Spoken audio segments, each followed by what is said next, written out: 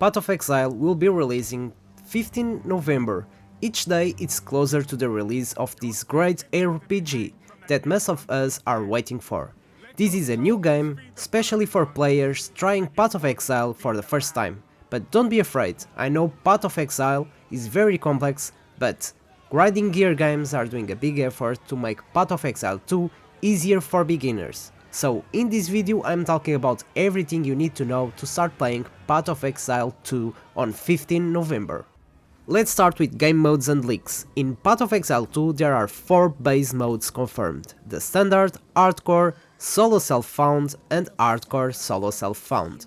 The Standard is the base game with no extra rules, you can trade with other players, play in a party and all the base features. The Hardcore mode is exactly like Standard with a single difference: you only have one life in this mode. If you die, your character will be moved to the Standard mode, so you don't lose anything.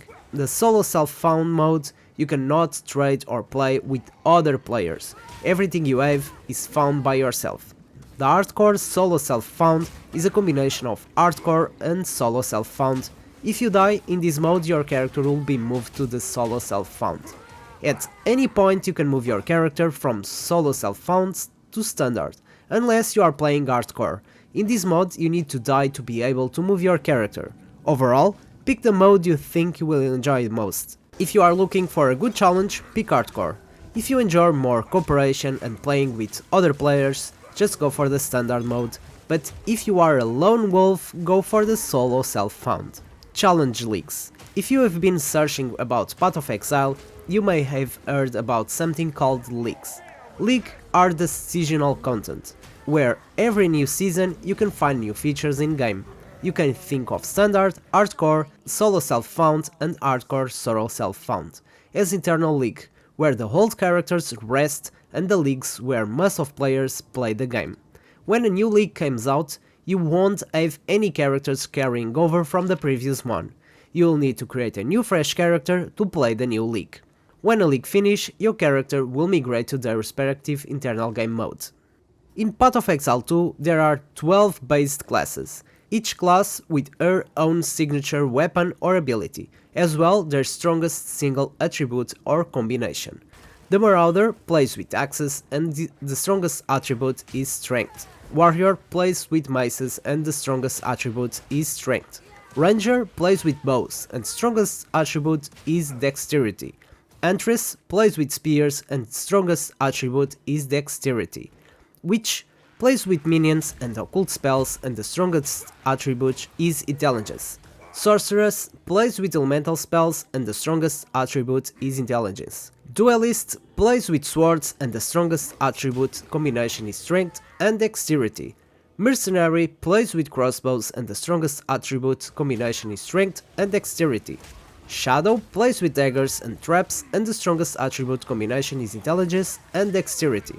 Monk play unharmed and quarterstaffs and the strongest attribute combination is intelligence and dexterity. Templar plays with flails and the strongest attribute combination is strength and intelligence. Druid plays with space shift spells and the strongest attribute combination is strength and intelligence. These classes provide a strong foundation for builds. Choosing the right class will be the best way to progress. 3 Ascendacies will be available to each class. It means will be available a total of 36. These are specializations for your characters, each one giving more customization into your characters, providing a small passive tree that provides powerful bonuses which are often build defining. The details on how to ascend are yet to be revealed, but they will occur during the campaign Acts 2, 3 and 4. One of the defining features of Path of Exile is the gigantic passive skill tree. As you level up, you will gain points to spend on this tree to grant bonuses to your characters. Your starting location will be based on your class. Intelligence-based nodes are the top third of the tree, strength on the left and dexterity on the right. This image is not from Path of Exile 2, but from Path of Exile 1. While the exact nodes and tree won't be the same, the class starting positions will be the same. There will be 3 types of nodes on the tree. The small passives providing small bonuses like damage, attribute, accuracy, armor, etc. Notables, slightly larger nodes that usually end the chain of small passives in a cluster. These clusters provide similar bonus to identify which areas you may want to travel to. Keystones are the last type of nodes and the largest. These nodes provide powerful effects that can alter a character but also come with downside to make up for the powerful effects, so make sure to choose wisely. This will be a major change to the passive tree in Path of Exile 2. This new system allows to allocate certain points of different nodes. Basically, you are almost creating two different passive trees for your character. When swapping weapon, your character will automatically match their skills. This is a new mechanic coming to Path of Exile 2. It's a movement skill that lets your character roll in a specific direction. When timed correctly, you can avoid projectiles and attacks or even cancel skill animations, if you find yourself in a dangerous situation. Keep in mind, rolls cannot be cancelled, and rolling will not be faster than walking. Path of Exile uses life, the red pool on the left, and mana, blue pool on the right. Path of Exile 2 introduces a new resource called Spirit, the yellowish bar above the mana pool. Life will keep your character alive, mana is used to cast your skills, and Spirit will be used for persistent effects, like permanent buffs, auras and minions will consume this resource. Skill Gems is a unique system in Path of Exile. Unlike other games, in Path of Exile the skills your character uses come in a form of a skill gem. These skill gems can be any skill, and there are a ton in the game. Skill gems are broken down into 12 subcategories, one matching each class. This item will allow you to pick any skill gem in the game.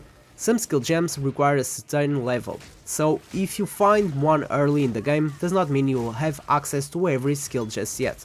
Furthermore, with these uncut skill gems, you can access any skill in the game regardless of your class. In Path of Exile 2, every character will have access to 9 slots to equip skill gems. Every skill gem can have up to 5 support gems. By default, your skill gems will have access to a minimum of 2 support gems when found. While you progress and upgrade them, you'll unlock up to 5 sockets. Support gems grant additional effects to your skill, and there will be much more to explore when the game releases. Every gem has a color. Red gems correspond to strength, blue to intelligence, and green to dexterity. Skill gems will have an attribute requirement based on their color. Support gems will also affect your attribute requirement. As you link support gems onto a skill gem, the attribute requirement for the skill will increase based on the colors.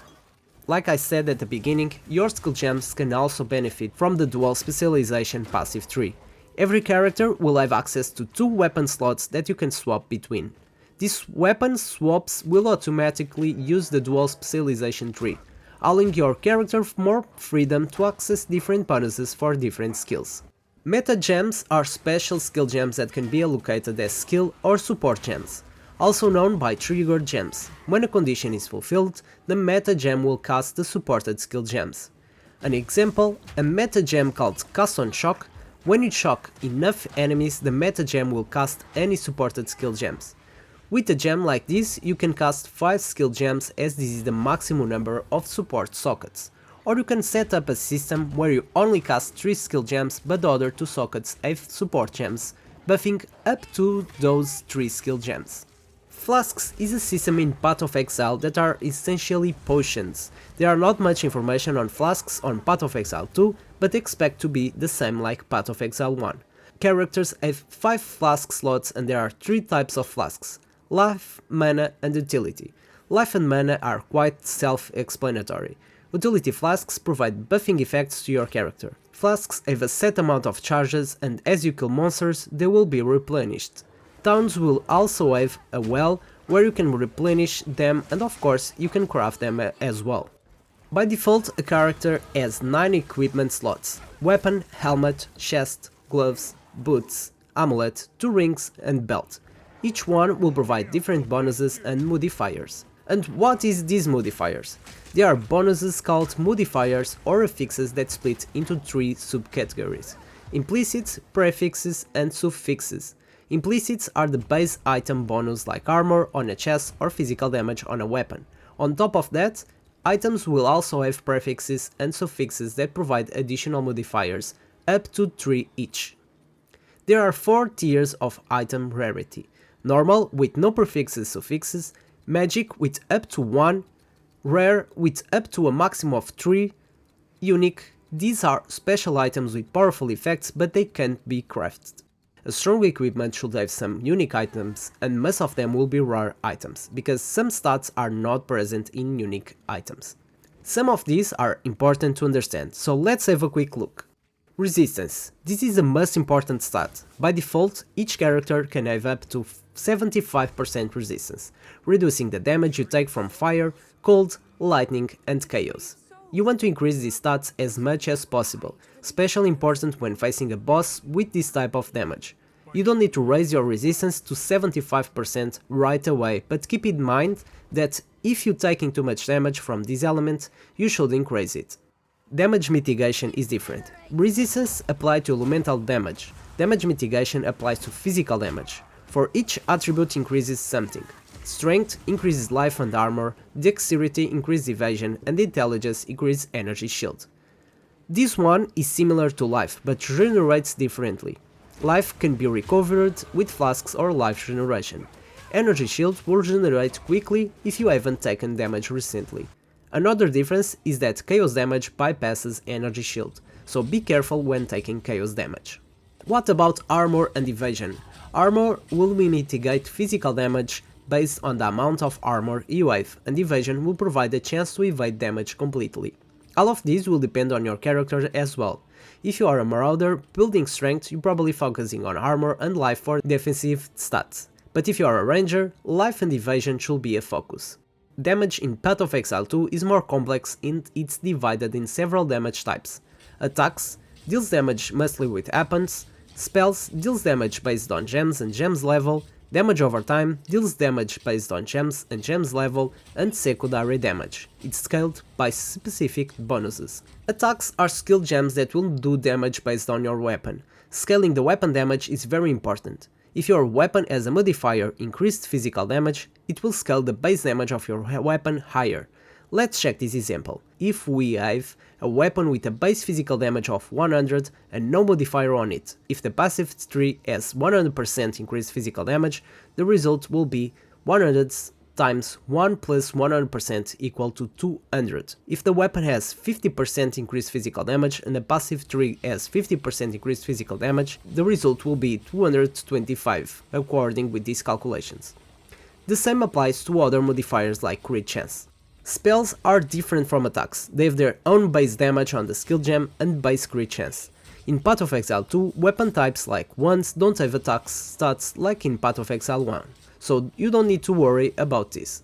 Spells are scaled with modifiers that increase your gem's level, increasing the base damage of your skill gem. Damage over time is similar to spells since they scale with the skill gem. Secondary damage applies to certain skill gems. For example, in Path of Exile 1, Herald of Ash is an aura skill gem that deals fire damage in an area around an enemy when they die. To scale this damage you will specifically need modifiers or nodes that will increase this damage, like increased fire damage or increased area damage. The campaign is essentially the story. You'll need to complete the campaign to access endgame system. Path of Exile 2 campaign will consist of 6 chapters. Like every other game of this genre, you will need to progress doing quests, side quests, and leveling your characters. In Path of Exile 1 there was no gold or traditional currency in the game. The currency revolved around crafting items. It means the currency in the game is also the items you use to craft on new equipment. The items that provide stronger crafting effects will be worth more compared to other currency items. However, Path of Exile 2 is releasing with gold, which will be a change to existing Path of Exile players. Gold will drop throughout the game and will be automatically looted. You will use gold at NPC vendors to buy or gamble items. Gold cannot be traded or earned outside of the game. In Path of Exile 2, Grinding Gear Games is looking at a potentially instant buy features and adding more quality of life features to trade, which will be likely be powered by gold. While you won't be buying items with gold, the gold will simply allow you to interact with trade, letting your purchased items from other players with currency. There are also other currency items, like Chaos Orbs. These ones removes one random modifiers and then adds a new random modifier. The Divine Orbs randomize the values of the random modifiers on an item. These ones are not confirmed yet by the Grinding Gear Games to Path of Exile 2, but will be likely added into the game. Divine Orbs are the currently standard for trading expensive items in Path of Exile 1. This is due to rarity of these orbs dropping in-game. It's possible Path of Exile 2 will have a different currency to fulfill the role of the Divine Orb. Crafting is another mechanic complex with a lot to talk about, but Grinding Gear games have not released much information about crafting in Path of Exile 2. As you can see, even explaining everything briefly can be a lot, but you don't need to know everything and every detail to enjoy this game. But if you want to maximize your character as much as possible, of course, all this information will be useful. As you play more, you will learn more, eventually building your character stronger. Hope you enjoyed this video, and please don't forget to leave that like and subscribe to the channel in the comments exclusive to Path of Exile 2 or this channel with more variety content. Thank you so much for watching, and see ya next time.